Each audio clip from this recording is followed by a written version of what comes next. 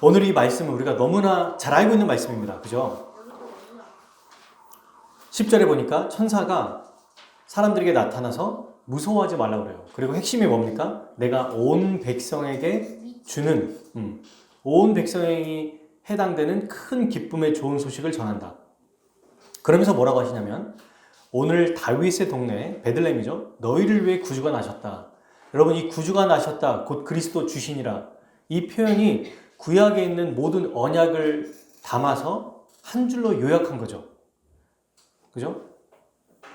근데 그 그리스도가 실제로 지금 구유에 누워있다. 이렇게 얘기합니다. 그러니까 이게 어떤 사건이냐면 우리 삶이 쭉 이어지고 일상의 삶이 이어지고 있는데 갑자기 어느 순간 놀랍게 하나님의 개입이 나타났다는 거예요.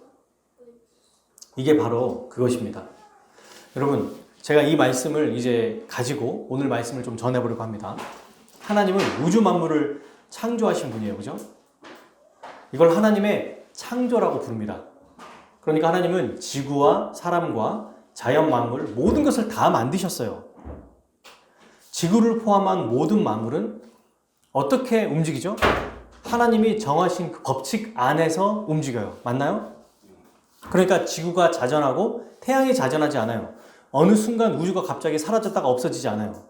하나님이 정한 법칙이기 때문입니다. 해는 동쪽에서 뜨지 서쪽에서 뜨지 않습니다. 물론 이제 과학적으로 이게 어디서부터 뜨느냐 이걸 보면은 뭐 이야기가 다를 수 있지만 동에서 떠서 서쪽으로 쳐요. 또 중력이라는 게 있습니다. 어떤 사람에게는 어떤 공간에서는 중력이 없을 수가 없어요. 하나님이 만드신 창조 질서 안에서 이루어진다는 거예요. 물고기는 물 밖에서 살 수 있나요? 없어요. 포유류는 물 안에 살 수 없어요. 거북이는 뭐 물 밖이나 안에 살 수 있는, 그러니까 아주 극소수의 몇 가지의 이 생물들 빼고는 하나님이 정해놓으신 그 상태 그대로 살아갈 수밖에 없습니다. 그게 하나님이 정하신 질서라는 거예요. 그리고 끝으로 모든 만물은 시간이 지나면 병들거나 시들거나 반드시 죽습니다. 영원하게 살아가는 식물, 생물, 가축, 생물 아무것도 없어요. 영원히 살아갈 수 있는 건 아무도 없습니다. 이게 다 하나님이 정하신 창조 질서대로 진행된다는 거예요. 여러분, 우리는 이걸 너무나 잘 알고 있습니다. 이걸 안 믿는 사람들은 뭐라고 부르는지 아십니까? 자연 법칙이라고 그래요. 법은 바꿀 수 있어요? 없어요? 없어요. 그러므로 피조물은 하나님이 창조하신 대로 한치의 오차도 없이 자연 법칙대로 움직입니다. 이걸 또 뭐라고 부르냐면 불신자들은 이신론이라고 그래요. 이신론? 이게 무슨 뜻이냐면 쉽게 말해서 이거예요. 하나님이 창조해 놓으신 그 방법 그대로 하시고 건드리지 않는다는 거예요. 창조하신 처음에 그 모습 그대로 쭉 이어진다. 그래서 안 믿는 사람들은 어떤 사람들이 이렇게 말합니다. 하나님이 창조하신 건 내가 믿습니다. 그런데 내버려 두시잖아요. 이렇게 말하는 거예요. 옛날 시계를 보면은 태엽을 감아가지고 놔두면 자연이 돌아가게 하는 게 있었거든요. 저 어렸을 때만 해도 있었습니다. 그런 시계가. 근데 하나님이 이렇다는 겁니다. 자연 법칙을 만들어 놓고 아까 말한 것처럼 지구가 자전하고 중력이 있고 해가 동쪽에서 서쪽에서 지는 거, 물고기는 물에 사는 거 이런 것들을 정해만 놓은 다음에 내버려 두신다는 거예요. 맞죠? 어찌 보면은 그렇게 보입니다. 그래서 여러분 이걸 이신론이라고 말하는 거거든요. 왜? 자연 법칙 그대로 진행되는 것을 보기 때문이에요.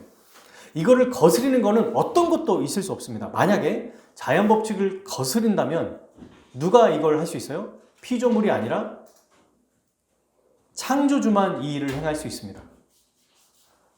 그런데 하나님을 믿지 않는 자들은 창조주의 개념이 없기 때문에 기존에 있는 자연 법칙을 절대적으로 생각하며 살아요.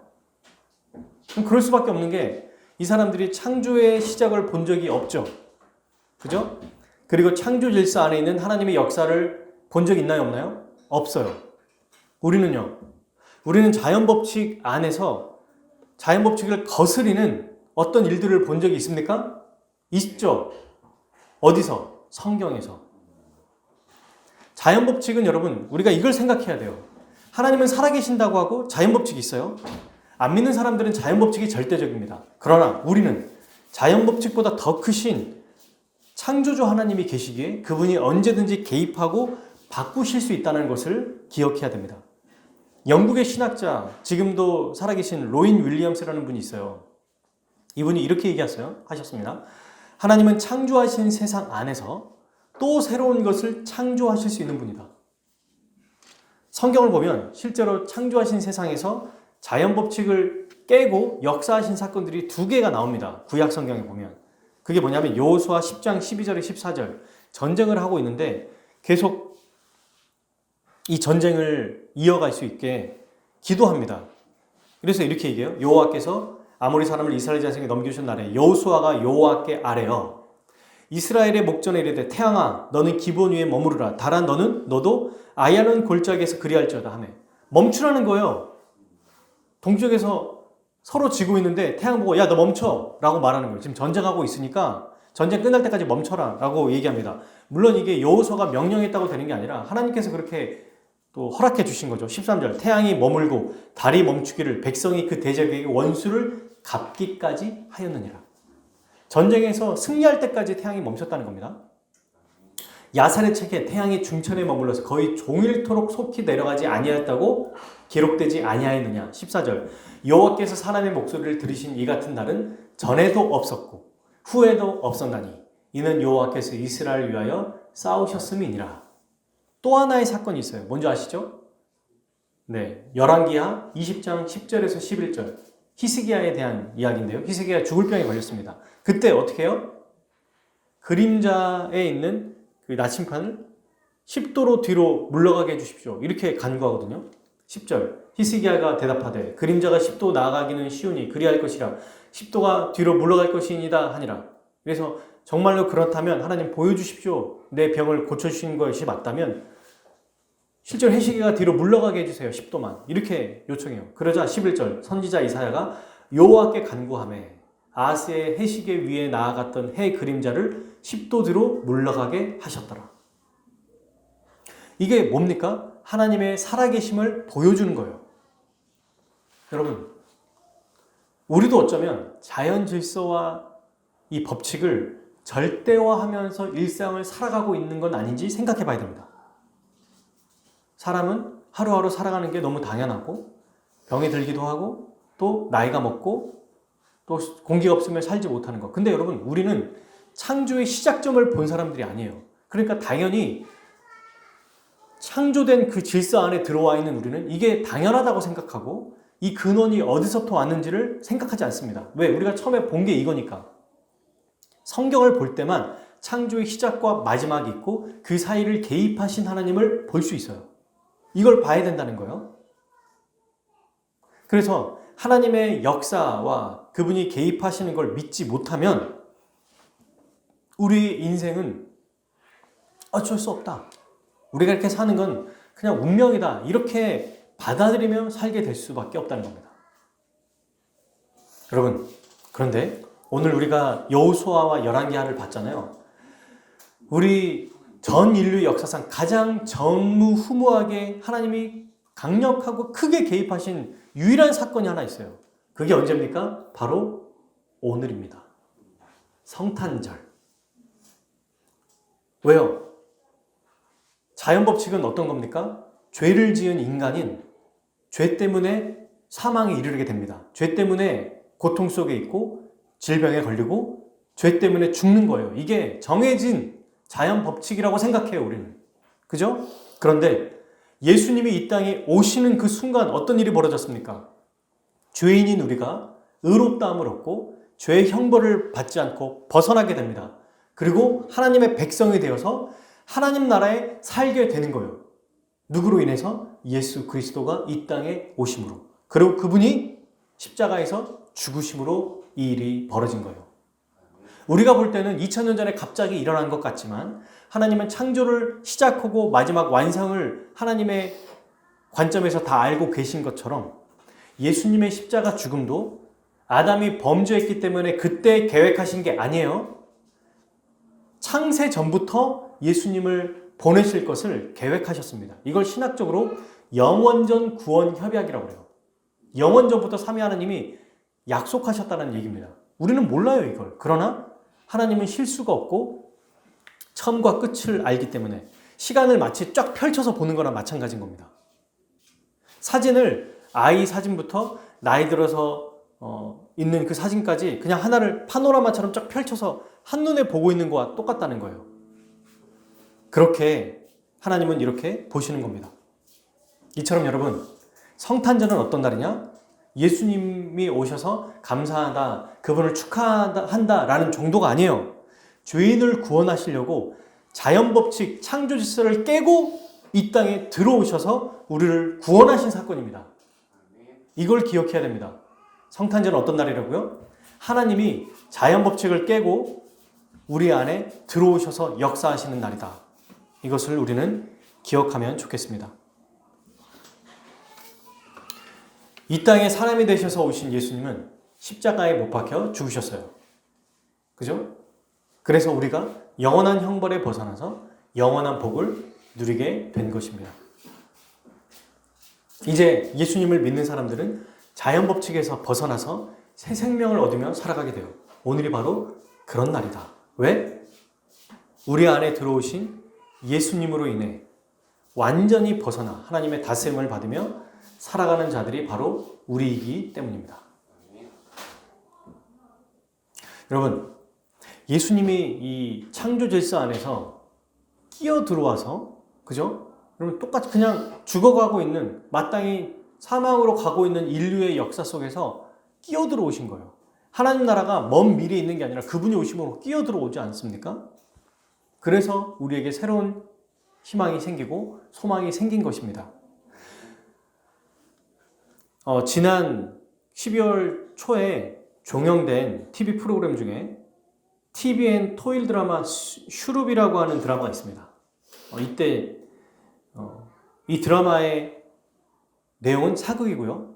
중전 임화령이라고 하는 사람의 내용이 이 주연으로 이루어가고 있고, 이 배역을 맡은 사람이 김혜수라는 배우가 배역을 맡았어요. 슈룹은 우산이라는 뜻이거든요. 그래서 제가 기획 의도를 보니까 중전인 엄마가 왕자들과 또 자기의 왕자들을 어떻게 하면 왕세자로 만들 것인가 하는 고군분투하는 그런 드라마더라고요. 근데 보니까 이 드라마를 제가 좀 살펴봤더니 이 중전이 왕자들뿐만 아니라 다른 사람들도 다 품어주는 내용이에요. 굉장히 뭔가 꽤 괜찮은 드라마더라고요. 근데 10회차 중에 제가 이 드라마를 쭉 보다가 알게 된 게 아니라 어떤 그 유튜브에 짤막한 걸 딱 보고 제가 이걸 발견했는데요. 10회차에 중전 이 임화령이라는 사람이 과거사를 딱 떠올려요. 그때 어떤 일이 있었는지를 딱 생각합니다. 어느 날 이제 이 여인이 중전이에요. 그때도 길을 가고 있습니다. 궁에 나와가지고 가고 있는데 어떤 양반이 천민인 여인을 모욕하고 있는 장면인 거예요. 보통 중전은 머리에 이렇게 다른가 봐요. 옷도 다르고. 근데 밖에 나갈 때는 본인이 어떤 지위에 있는지를 보여주지 않고 약간 그냥 양반댁 자제분처럼 그렇게 하고 다닌 거예요. 그 장면을 목격한 겁니다. 근데 알고 봤더니 이 양반은 여인을 겁탈했고 이 여인이 아이를 임신했다고 한 겁니다. 그러니 이 양반이 사람들 앞에서 범행을 부인해요. 오히려 많은 사람들 앞에서 뭐라고 말하냐면 너는 몸을 막 함부로 굴리는 계집애다 라고 하면서 피해자를 모욕하고 음해합니다.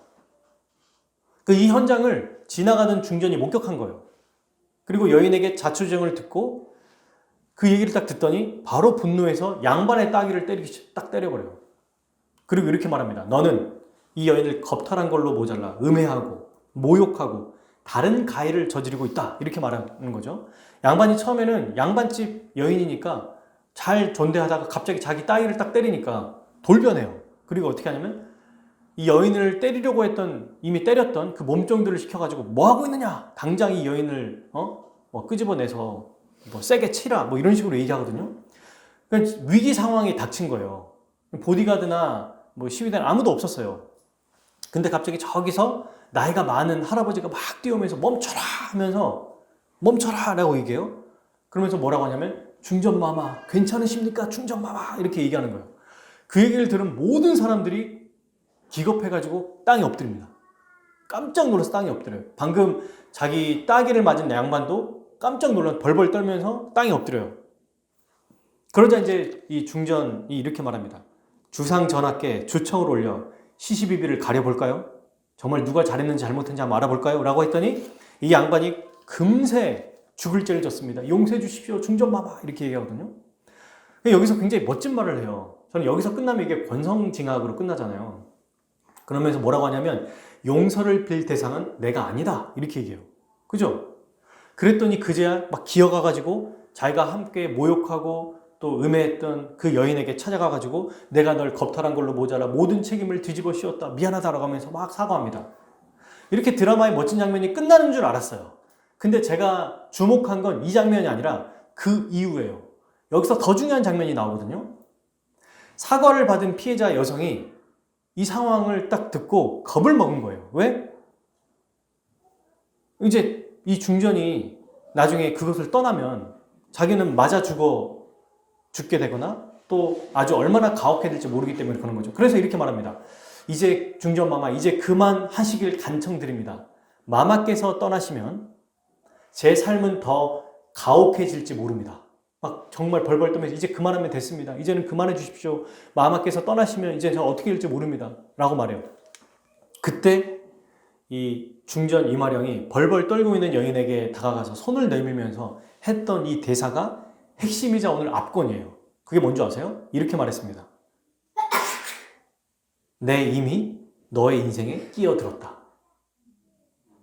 내가 이미 너의 인생에 끼어들었다 라고 말하면서 그 여인은 손을 잡고 안아주거든요. 이게 뭘 얘기해요? 중전이 천민인 여성의 인생에 끼어들었기 때문에 끼어들었던 그 순간 이제는 어떤 누구도 이 여인을 건드릴 수가 없어요. 괴롭힐 수 없다는 겁니다. 왜? 왕의 아내이자 왕세자의 엄마인 최고의 권력을 가진 이 여인이 천민인 여성과 관계를 맺고 그 여인의 인생을 끼어들었으니 아무도 건드리지 못한다는 거예요.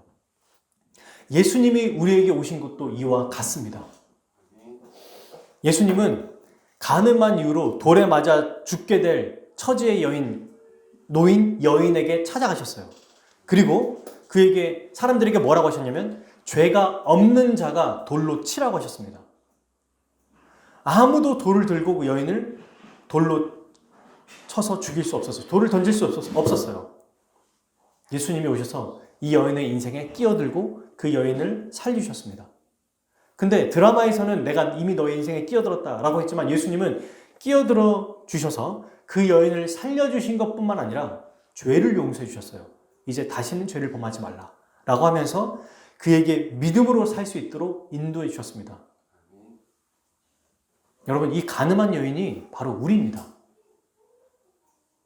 예수님이 죄인인 우리의 인생에 그냥 죽을 수밖에 없는, 너무나 마땅히 죽을 수밖에 없는 우리 인생에 끼어들어 오셔서 우리는 죄와 사탄에서 벗어나서 이제는 정말 주님의 뜻대로 살아갈 수 있게 된 것입니다. 그리고 죄를 용서해 주시고 믿음으로 살 수 있게 해주셨어요. 그 이유가 뭐예요? 예수님이 우리 인생에 끼어들어 오셨기 때문에, 우리 인생만이 아니죠. 인류 역사에 끼어들어 오셨기 때문입니다. 예수님은 우리의 영혼뿐만 아니라 우리의 육신도 구원해 주셨어요. 사랑하는 여러분, 그래서 이제 예수님을 믿는 우리는 이 땅에서 죄된 몸이기 때문에 죽게 됩니다. 그건 어쩔 수 없어요. 당연한 거예요. 죄 때문에. 그러나 없어지고 사라지는 것이 아니라 예수님이 재림하실 때 그분과 같이 영광스러운 몸으로 다시 부활하게 될 거예요. 우리는 자연 법칙을 믿는 사람들이 아닙니다. 하나님의 창조 질서를 정해 놓으셨다고 그 창조 질서 그대로 우리가 믿고 따르는 것이 아닙니다. 하나님은 언제든지 창조 질서 안에 개입하시고 역사하실 수 있어요. 그리고 가장 크게 역사하시고 개입하신 것, 우리 인류 역사를 바꾸신 게 바로 예수 그리스도의 사건, 십자가 사건입니다. 그러므로 우리가 이 땅을 살아가면서 여러분 늘 또 똑같은 삶이 이루어질 거예요. 직장에서 어려운 일이 발생하고 또 친구들과의 관계, 또 아는 동료들과의 관계, 가족들과의 관계, 그냥 우리 일상의 삶이 동일할 것 같아요. 어쩌면 또 안 좋은 모습으로 치달을 수도 있고 또 조금 좋아질 수도 있고 인생은 다 그렇게 흘러갑니다. 그런데 그걸 보면서 맞아, 내 인생은 어쩔 수 없지, 원래 이런 거야 라고 하지 말고 우리 인류의, 우리 인생에 끼어들어 찾아오신 예수 그리스도를 생각합시다. 그분을 생각하면 우리는 기도할 수 있고 소망을 가질 수 있습니다. 여러분, 말씀을 맺겠습니다. 세 가지를 제가 얘기해드리고 마칠 거예요. 첫 번째, 이 성찬절을 맞이할 때 우리는 어떤 마음을 가져야 되는가? 첫 번째, 우리 인생에 이미 끼어들어 오셔서 구원을 베풀어 주신 삼위 하나님께 감사합시다. 여러분, 우리는 볼품없는 죄인이잖아요. 근데 어찌 우리 같은 자에게 먼저 사랑을 베푸셔서 원수되었고 연약하고 죄인인 우리에게 먼저 은혜를 베푸시고 삼위 하나님께서 계획하시고 들어오시고 성령께서 역사하셨습니다. 예수님은 끼어 들어오셔서 그의 영이신 성령을 우리에게 보내주셨어요. 예수님을 믿는 자는 우리의 힘이 아니라 우리 인생에 들어오신 성령님으로 인하여 그 예수 그리스도의 영으로 인하여 부활하게 될 것을 기대하며 살아가는 자들입니다. 그러니 감사하지 않을 수가 있겠어요? 이보다 더 큰 은혜는 없습니다. 두 번째, 우리 일상의 삶에도 이미 끼어들어 오셔서 간섭해 주시는 우리 주님께 기도하며 살아갑시다. 우리 영원한 구원을 이루기 위해서 우리 인생에 끼어들어 오신 게 아니에요. 그것만 위해서 오신 게 아니에요. 우리 일상의 삶에서도 지금도 끼어들고 오세요. 지금도 개입하신다는 겁니다. 그래서 우리가 힘들고 고난 속에 있고 어려움을 당할 때 우리에게 역사하신다는 거예요, 여러분. 영혼을 구원해 주셨으니 자, 영혼을 내가 구원해 줬어? 그러니 알아서 살아. 이렇게 내버려 두시지 않아요. 이것도 또 하나의 내버려 두심이잖아요. 근데 그렇지 않다는 겁니다. 우리가 주님 마지막 순간 숨을 거둘 때까지 우리 인생의 순간순간 개입하시고 끼어들어 오신다는 거예요. 그러니 우리가 어떻게 할 수 있어요? 기도할 수 있습니다. 왜? 하나님이 우리 인생에 개입하실 수 있으니까. 자연 법칙과 창조 질서처럼 어쩔 수 없는 게 아니라 우리 인생에 들어와서 우리 인생을 바꾸시고 새롭게 하시고 새 희망과 기대를 갖게 해줄 수 있기 때문이에요. 그러니 기도하는 거예요, 여러분. 어쩌면 우리가 기도해도 응답이 없는 것처럼 느껴질 때가 있나요? 그건 하나님께서 우리의 기도를 응답하실 수 없기 때문이 아니에요. 일부러 그 모습을, 그 상황을 허락하신 것입니다. 그러므로 여러분, 우리는 다 알지 못해요. 다 알지 못하지만 하나님의 뜻대로 모든 것을 합력하여 선을 이루어 가신다는 것을 우리는 기억하고 하나님께 기도하며 살아갔으면 좋겠습니다. 시간이 지나면요, 그 당시에는 몰랐던 게 깨달아질 거예요. 그때 안 이루어 주셔서, 그때 응답해 주지 않아서 답답하고 실망스럽고 어떤 때는 왜 이렇게 안 해주셨을까? 나를 버리신 건가? 사랑하지 않는 건가? 라는 생각을 가질지도 모릅니다. 우리가 앞으로 살아가면서. 그런데 그렇지 않습니다. 우리가 기도한 것보다 시간이 지나고 나서 돌이켜보면 훨씬 더 좋고 훨씬 더 아름답고 복되게 우리를 이끌어 주셨구나, 이걸 알게 돼요. 그러므로 여러분, 열심히 기도하고 그 결과는 하나님께 맡기며 살아갑시다. 그게 정말 하나님의 뜻대로 살아가는 올바른 신자의 태도입니다. 마지막 세 번째, 마지막 날에 모든 우주 만물에 끼어들어 오셔서 하나님 나라를 완성하실 우리 주님을 소망하며 살아갑시다. 우리 주님 오실 날이 멀지 않았습니다. 사랑하는 여러분, 어느 날 갑자기 우리에게 성탄이 찾아온 것처럼, 그죠? 영광스러운 우리 주님도 어느 날 갑자기 오실 거예요. 그때 우리는 우주 만물에 끼어들어 오신 우리 예수님을 기대하며 하나님 나라를 소망하며 또한 그 나라가 왔다는 것을 알고 기뻐하며 살아가게 될 것입니다. 오늘 성탄절을 우리가 맞이하면서 세 가지를 기억하자고 얘기했죠. 우리 인생에 이미 끼어들어 오셔서 우리의 구원을 이루신 우리 삼위 하나님께 감사하고, 지금도 우리의 삶에, 일상의 삶에도 끼어들어 오신 우리 주님께 기도하며, 마지막, 이제는 우주 만물에 완전히 들어오셔서 완성하실 그 주님을 소망하며 살았으면 좋겠습니다. 이번 한 주 우리 일평생 그런 삶이 되기를 주님의 이름으로 축복합니다. 아멘. 아멘. 우리 같이 함께 찬양하고 기도하도록 하겠습니다.